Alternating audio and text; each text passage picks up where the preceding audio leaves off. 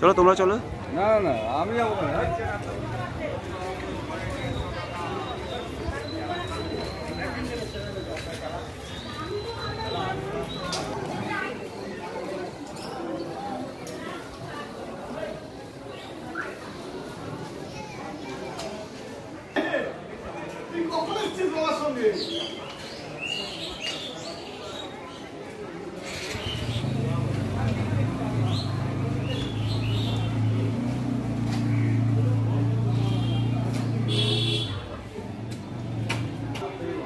কি করবি?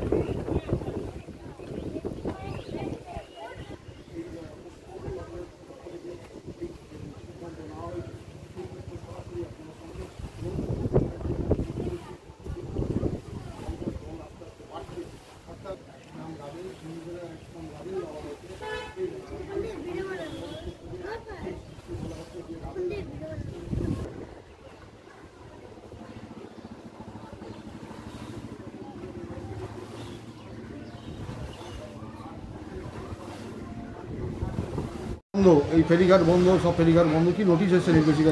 আমাদের সরকার থেকে আমাদের নোটিশ পাঠিয়ে দিয়েছে। নোটিশ আমাদের সামনেই টাঙানো আছে। আমি ওয়েস্ট বেঙ্গল জলসাথী ডিপার্টমেন্টে আছি। তা আমাদের ঘাট আগামীকাল, আজকে এবং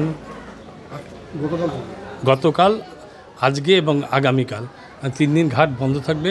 সরকারের নোটিশ জারি করা হয়েছে। আমাদের কারণে আপনারা তো জানেন যে এই ঝড় যখন তখন উঠতে পারে। সরকার থেকে ওই জন্য আগে থেকে সিদ্ধান্ত নিয়ে নিয়েছে মানুষ যেন কোনো বিপদে না পড়ে। মানুষের ইয়েতে আমরা যেরকম আগের দিন টোটাল আমাদের এখানে মাইকিং করা হচ্ছে। আমরা যখন বিকালবেলায় আমাদের জানানো হয় টোটাল এই ঘাটে এপার ওপার দুই পার থেকেই টোটাল মাইকিং করে দেওয়া হয় যে আমাদের ঘাট আগামী ইয়েবার দিন থেকে শনিবার দিন থেকে ঘাট বন্ধ থাকবে। ঠিক আছে, এই উপলক্ষে জন্য আমরা মাঝে মাঝে এখানে আসছি এবং দেখছি যে কোনো লোকজন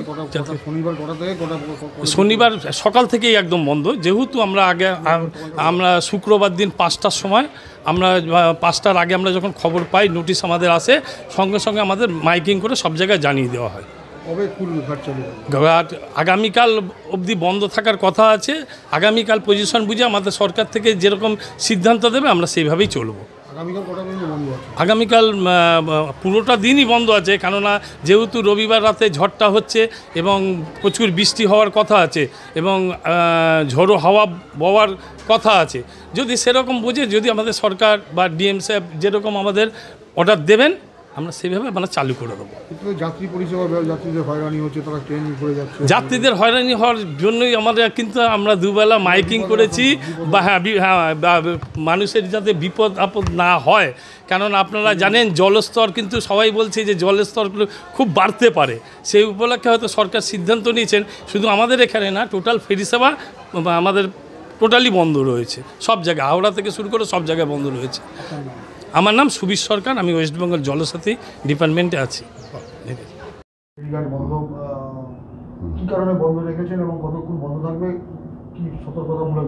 রুমেলের সতর্কতা বাণী হিসেবে সরকারি নির্দেশ, সরকারি হিসেবে ফেরিঘাট বন্ধ আছে।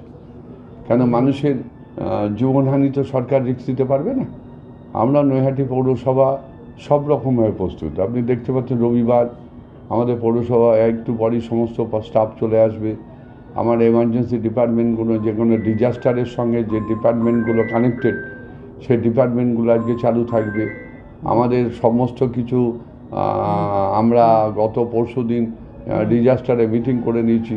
সেখানে ফায়ার ব্রিগেড ছিল, সেখানে ইলেকট্রিসিটি ছিল, সেখানে আমার নৈহাটি পৌরসভার সমস্ত সিআইসিরা ছিল, আমার স্বাস্থ্য দপ্তরের সিআইসি থেকে শুরু করে কনজারভেন্সের সিআইসি, সমস্ত সিআইসিরা ছিলেন।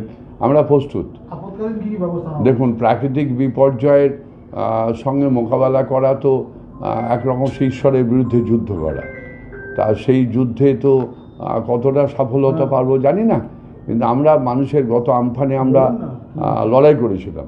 আমফানে আমরা বিশাল লড়াই করেছিলাম। আমফানে মনে পড়ে, আমফানে আমরা নৈহাটি পৌরসভার পক্ষ থেকে আমাদের রাত্রি 1:30, 2, 2:30, 3টে পর্যন্ত আমরা রাস্তা কেটেছি, পরিষ্কার করেছি, গাছ কেটেছি, গাছ কেটে রাস্তা পরিষ্কার করেছি। আমাদের মুশকিলটা 1 নম্বর ওয়ার্ড, 2 নম্বর ওয়ার্ড, 3 নম্বর ওয়ার্ডগুলো নিয়ে। যে ফেরিঘাট আমরা সরকারি নির্দেশ পেলে ফেরিঘাট চলতে হবে। আরে সরকারি নির্দেশ পেলে প্রাকৃতিক বিপর্যয় কেটে গেলে আবার সেই একই প্রশ্ন। সরকারি নির্দেশ পেলেই আমরা ফেরিঘাট চালু করে দিতে বলবো যিনি লিজার আছেন। সরকারি নির্দেশ না হলে তো পারবো না এটা। তারপরে ব্যক্তিগত রিক্সে তো আর ফেরিঘাট চালু করা যায় না। এখন যে আজকে টিভি দেখছি বা খবরে শুনছি, মানে পূর্ণ শক্তি নিয়ে রেমাল দৌড়ে ধাবমান। তা সেই জায়গায় আমরা চেষ্টা করছি মানুষের যারা দিমনা নিয়ে। তারপরে আমরা সব রকম প্রস্তুত। আমরা মানুষকে তুলে এনে কোথাও রাখার জন্য প্রস্তুত, আমাদের মেডিকেল টিম প্রস্তুত, আমাদের ফায়ার ব্রিগেড প্রস্তুত, আমাদের ইলেকট্রিসিটি আমরা যাতে তাড়াতাড়ি চালু করে দিয়ে যায় তার জন্য আমরা প্রস্তুত।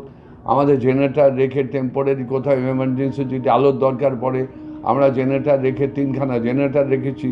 আমরা গাছ কাটার জন্য একটা টিমকে রেডি করে রেখেছি। আমরা তার যে বিদ্যুৎ চালিত সেই করাত বলুন বা তেল দিয়ে যে মেশিনগুলো চলে সেগুলো বলুন, আমরা তৈরি করে রেখে দিচ্ছি। কন্ট্রোল রুম কিছু থাকছে? কন্ট্রোল রুম অবশ্যই কন্ট্রোল রুম আছে। কন্ট্রোল রুম কন্ট্রোল রুমের নাম্বার হোয়াটসঅ্যাপ ফেসবুকে দিয়ে দেওয়া হচ্ছে। তার সর্বোপরি আমার নাম্বার প্রত্যেকটা একে দিয়ে দেওয়া হয়েছে। আমাদের কাউন্সিলররাও প্রস্তুত থাকবে সবসময়, এবং তাদের বলা হয়েছে যে কোনো রকম দুর্ঘটনা বিপজ্জনক কিছু হলেই যেন তারা আমাদের সঙ্গে যোগাযোগ রাখে। আমরা দৌড়ে যাব সেখানে, মানুষকে উদ্ধার করতে হোক এবং তাড়াতাড়ি যাতে বিদ্যুৎ চালিয়ে জল বিদ্যুৎ মানুষের বাড়ি পৌঁছে দেওয়া যায় তার ব্যবস্থা আমরা নেব। ঠিক।